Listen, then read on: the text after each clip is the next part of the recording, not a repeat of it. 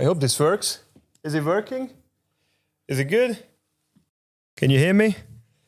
Oh, whatever, just roll the clip, okay? Just roll the clip. 1,000 years ago, Hungarians roamed the land, swift as the wind, fierce as the storm, charging on horseback, firing arrows backward, leaving their mark across Europe. But history has a way of repeating itself. From Hungary, our fearless Blood Bowl warriors set forth, blocking, blitzing, and fouling their way across the continent. But even the greatest adventurers need to rest. They settled in Budapest, and the arrows return home. Are you ready to write the next chapter of history?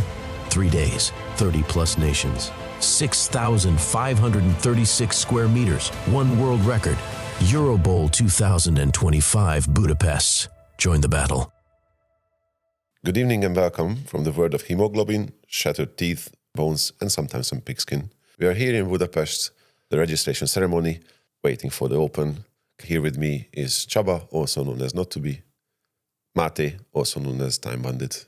Registration just opened. There's not much else to do than to put your name in the hat and get up on the premier stage of Blood Bowl. It's amazing to be there. I mean, it was a tough period coming up to this.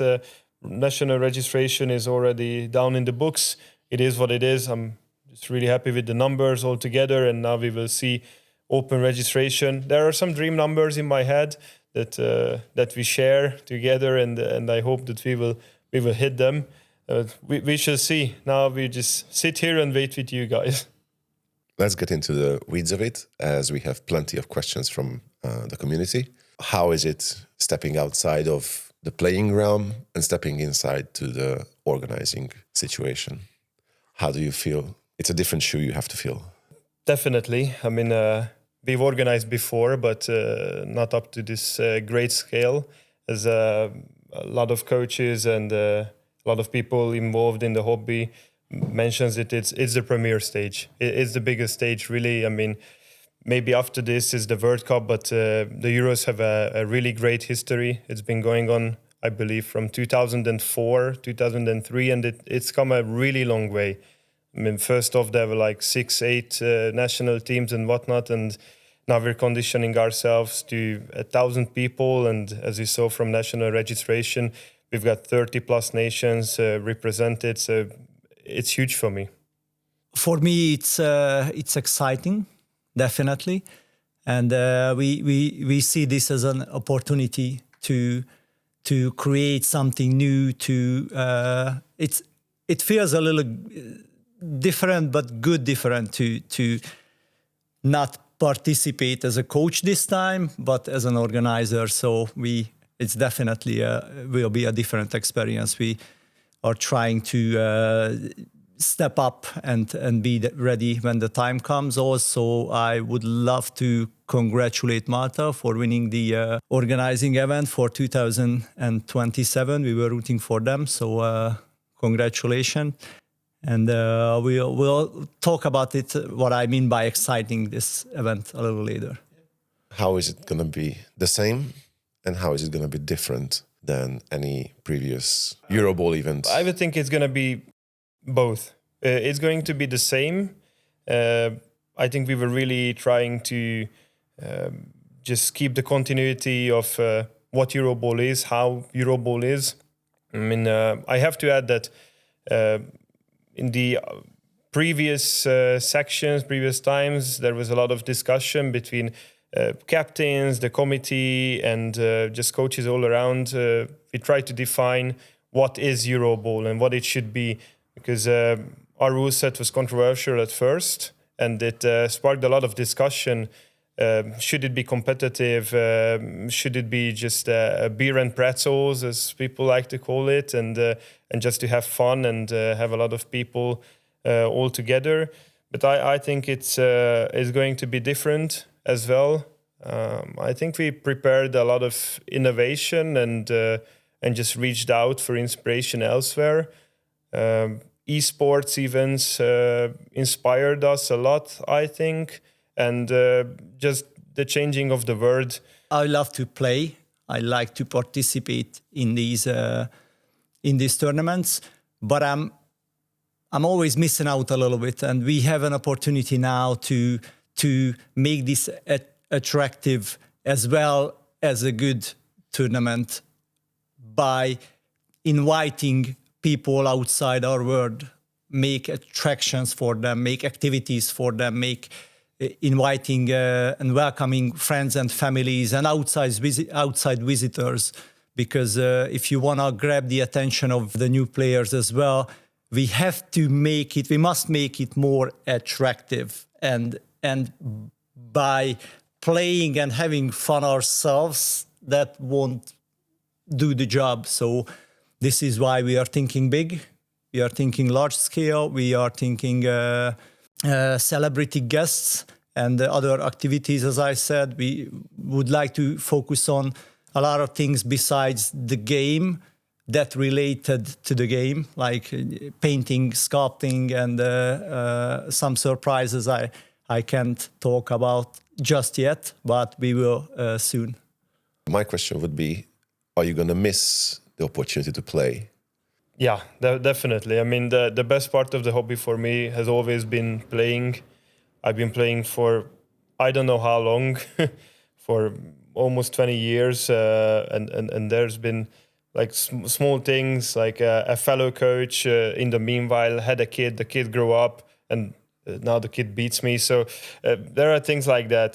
Playing has always been really the best part for me, but let me put it this way, it's a sweet sacrifice. So it's just a really great honor and opportunity to get to organize. So now I enjoy this, and then I will get back on the playing field in 2026 for the national team. I love these tournaments, and as part of the Road to Eurobowl, we've been traveling a lot with my son lately, and some of you. So I'm not gonna miss it this time. This one time, I'm excited to be an organizer because I always envied them when I were in these events, and I programmed my brain to think as an organizer this time. So I'm not gonna miss it. I mean, we were part organizer in Greece last time in Eurobowl because we had this look that we tried to look for little details, what's to improve, get the feedback from coaches, how to organize. So I think we had this partly organizer kind of viewpoint in latest tournaments for sure. It's a little bit of a curse as well, because since it's been decided that we are going to organize, I look everything differently. You have a bit more critique. Yes, definitely. And I can't even focus to the game as much until we have this event right. Tell us something about the logo. How did you come up with this one, and why this one? The choosing of the logo was an interesting one. We had a consent, I think, pretty early on about what we try to symbolize with the logo and what kind of elements we want into it. So we wanted to make it Hungarian, I would say, but we didn't want to make it too much Hungarian. I think the shape of it is kind of set in stone. Usually it's something like this or a shield. And we choose this crow from historical purposes. It's from the Hunyadi era, when Hungarian historical figure was going all through Europe, and it was kind of a great empire theme and a medieval era. So I think it fits the setting quite well, and I'm really satisfied how the logo turned out, as well as the extended art. I think it has artistic value, and I think it does the job as well. Well, we decided to do separate settings. For the promotional part, there is this hawk, which is based on the Hungarian invasional era in like 1200 years ago, when the Hungarian first came, and before they settled into Eastern Europe, they went to these raiding, I would say. We're not too proud of it, but let's just call it adventures. Yes, it's more friendly. That's a much nicer way to say it. So before they got settled, they had these adventure tours, and they say they were accompanied by hawks. And the hawks seen everything before the Hungarian came, so they had an attacking advantage to the defenders. This time we are not going to take anything. Rather, we bring stuff to people, to tournaments, and trying to even help them get more attraction to their tournament. There's an initiation called Road to Eurobowl. Could you explain that? Yes, of course. A lot of people know about it already, luckily, because we've been many places, and we did a little promotion online as well. So basically, this trophy here, it represents a hawk, accompanies us to be on the road, literally on the road to Eurobowl, and we are trying to visit as many countries as we can and be a part of as many tournaments as we can to be there and invite them in person to come to our great event. So and of course we do our best to show that we have a quality of a good player as well. So luckily we have won some trophies as well. So we have taken our loot. I think Road to Eurobowl was also a great tool for us because of the weird spacing that Eurobowl has. After the previous Eurobowl ends, and then you get the organizing rights in October, and everybody's really just waiting for the rules. Like, where are the rules? We want to play test.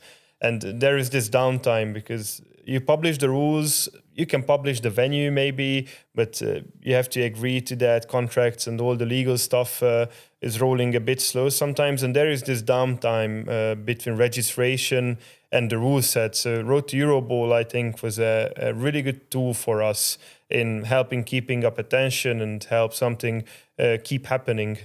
Yes, you said it very well. Again, it's like we feel this void, this empty time, because once we started organizing, we have a whole year almost to our event. So as you said, there is a timetable for the information to come out, and there are weeks or even sometimes months that we cannot do much but have ourselves setting up our event, and this Road to Eurobowl can fill up this time.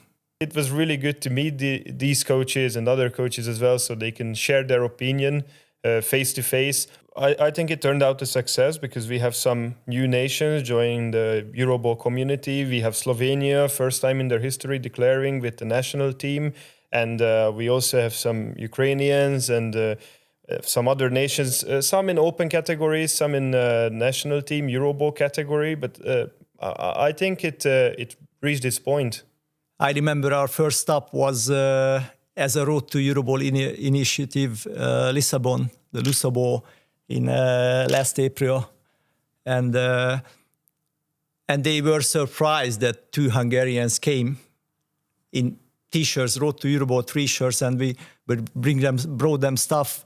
And they were very pleased that we take our time and go that far, and decided to be there. And I met Portuguese guys, and they were warmly welcomed us, and they were a bit surprised that we went there. And I said, well, that's what we are going to do for the next year and a half. The response was very good. It was so good that this year we go back again. Yes. With even greater numbers. Yes. 3 most controversial things. There's no free beer, the price tag, and the rule set. Big question. Give us your insight. Well, start with the easy one. There will be some free beer. There is free beer. There is free beer. It's very important. The amount is to be decided because we know how much they can take, so we have to be careful with that. But there will be free draft beer. There will be draft beer, and some of them will be free via promotional. The price tag, you mean the price of the ticket for the event as a participant, as a player, the 150 euros. Yeah, it seems a lot compared to what's been done before, but we want to do much more. We need more resources. We cannot miss this opportunity for us, for Hungary, and for the players to raise the bar. And if we want to do something more, we need more money. It's really simple. But if you think about it, you can view this as a 50% raise, but it's really a few percentage compared to what you spend on an event like this. And I mean for the players. If someone goes to wherever else in Europe and participate in any tournaments, he or she spends hundreds, if not thousands of euros anyway.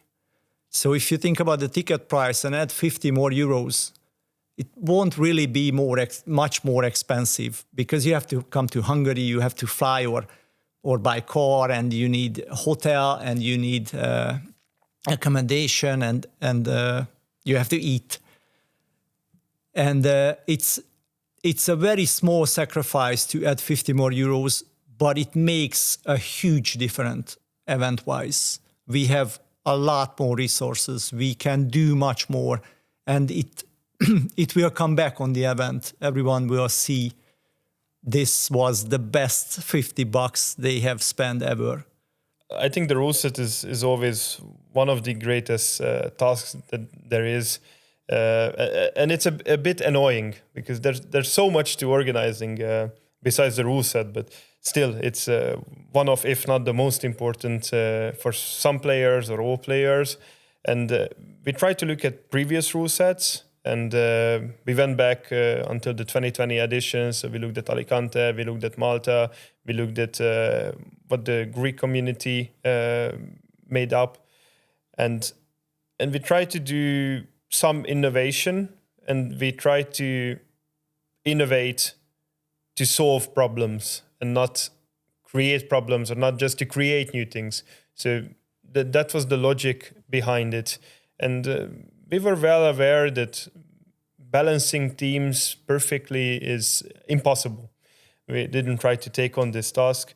We tried to level more teams into viability, and some teams that were forgotten made it into the tournament scene, I think. I see a lot more type of teams winning tournaments, participating in tournaments, having some numbers. Some teams are really strong, or were considered really strong previously, but I think a lot of the fears have been proven wrong. Most probably it's not everybody's cup of tea, but I think the rule set itself just completed its goal, and it's viable. All the rules apply to everyone, so there's not much to it at the end of the day. Yes, I agree, and it is the most sensitive topic of all, of course, the rules. And we did our best, and we have a lot of support. My idea was to have less gold, and by having less gold, having fewer resources. And I think, that's my personal opinion, that the fewer resources creates a harder playing environment. You have to be, I think, you have to be a better player to play good with less resources. And also, we are closer to the original game idea, original game concept, by spending your star player points freely on your players. Everything has a cost, and you can purchase your players the skills you want, even if it's a single or double. There is no restriction in that. So being closer to the original game, for me, that's my personal opinion, is better. It creates a better playing environment. I mean, we can for sure accept that our rule set is more adventurous than some others. Ours is not that conservative, but I think what was really important is just try to look out for elements of the rule set that could kill the game. And people voice their opinions for sure about star player access, about the stacking and whatnot. And we toned it down quite a bit from the original idea. Some people seen really early drafts of the rule set. Even back in Greece, I showed it to some experienced players that whose opinions I value. And we got a lot of help And we are really appreciative for this help from the international community. We really cared about the community, but we got to a certain acceptance percentage. It was about like 70%. We had to stop because whatever you change, there always be someone who doesn't like it. So you cannot have a 100% agreement on this. Of course, I mean, as soon as we got to the point where we just had certain elements of the rule set that are maybe good, maybe bad, but it's only up to opinion and taste. But it wasn't, from an objective standpoint, killing the game. Then we were fine. It's impossible to calculate all the consequences. It's impossible. But I strongly encourage everyone to imply their own way of thinking of their rules. I don't take this as seriously as others, but that's just my opinion. Regarding the venue, you have chosen Hunger Expo. It's quite large, but why did you choose such a large spot?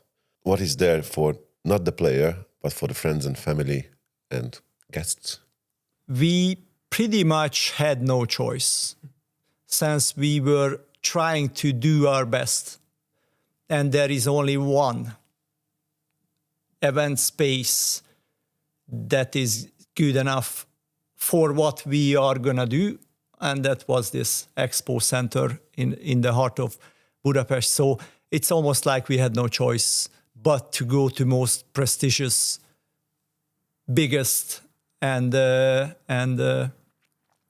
technically very well prepared event space. I think that the question maybe should rather be, why do we need so much space? What will be there? Because for sure it's a lot. It's 6,800 square meters.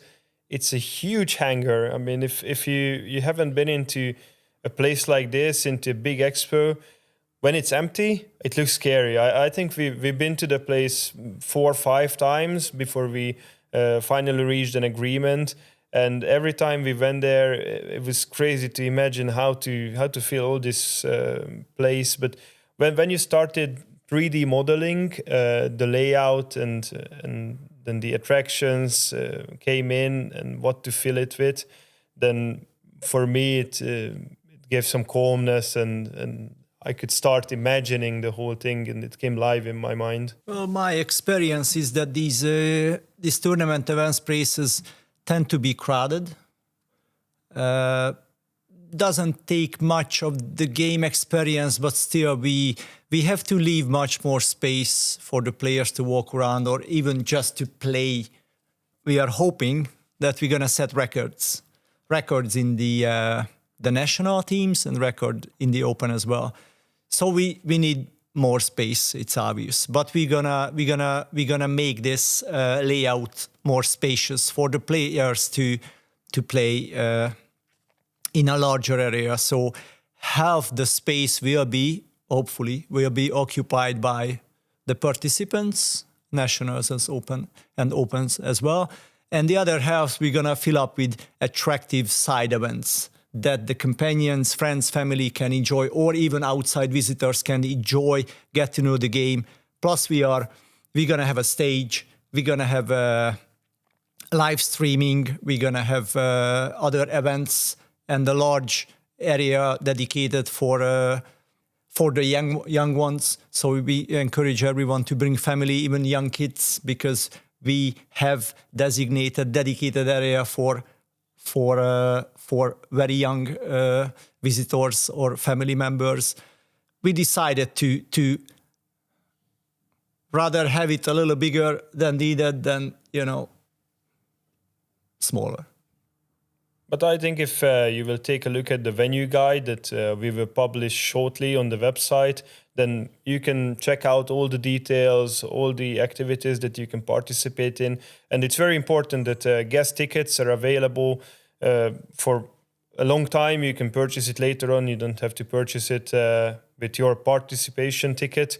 So take a look at it and I think decide it for yourself. We will also have a city guide available for you.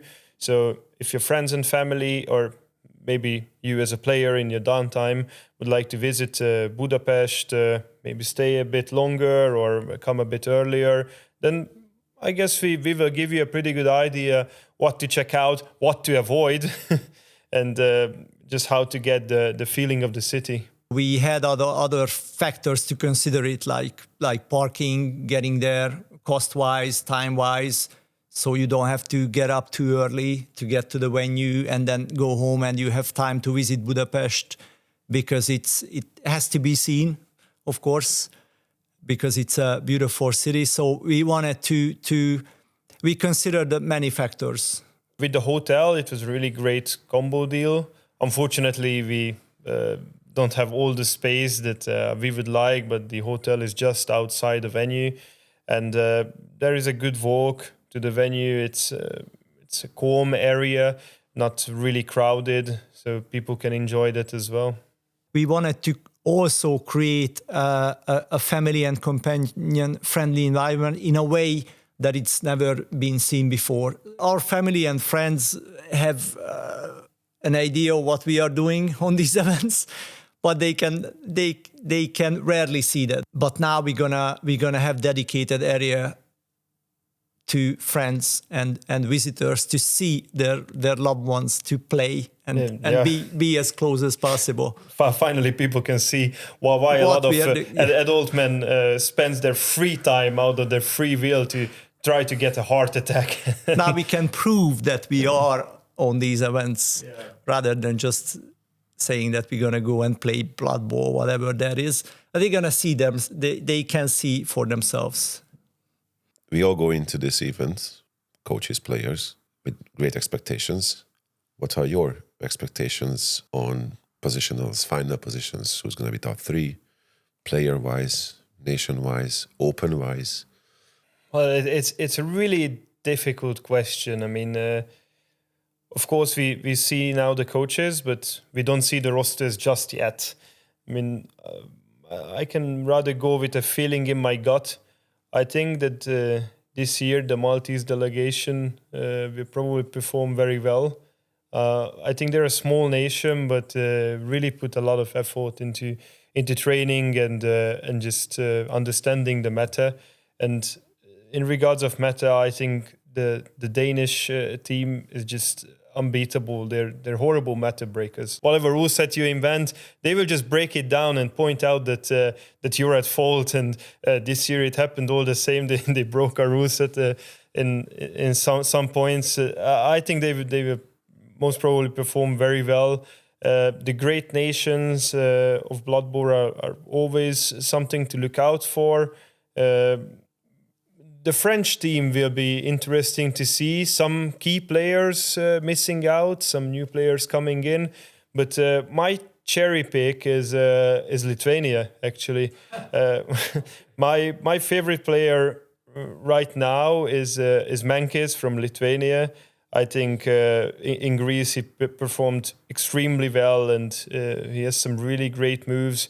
I will be really interested to see how Lithuania performs. And if they can win hosting rights, I'm really rooting for them. They're just close to my heart. It's very hard to disregard who we are very friendly with and who we are friends with. So I don't want to seem disrespectful. I think my secret favorite for a comeback is England. And also France, even with the changes, top three. I like USA the best. I'm rooting for them to win because they were the runner-up in Greece. They played very good. I played them. We all played them. Yeah, and got beaten. And they come a long way. They come to Europe and they are very happy to participate. They even had a bid for the World Cup. I hope someday in the future they will win. I will be very happy to go there. So if I have to pick, I pick USA. Disciplined, respectful, and always happy and grateful people. But who knows? Maybe another big traveler nation like Australia or Canada will come out in the top half in good position. I hope. It's impossible to tell, but we have some feelings about it for sure. Probably the best team will win. Thank you for joining us this evening. Thank you, Csaba, for suffering through with me with this. I hope everybody got the information and everything. I think let's wrap up. Yes, sure. Oh, okay. Együnk valamit, mert tényleg éhen halok. Elültem a seggemet is, rá kell gyújtanom. Gyomrom korgás hallatszott? Basz meg. Köszi, ennyi.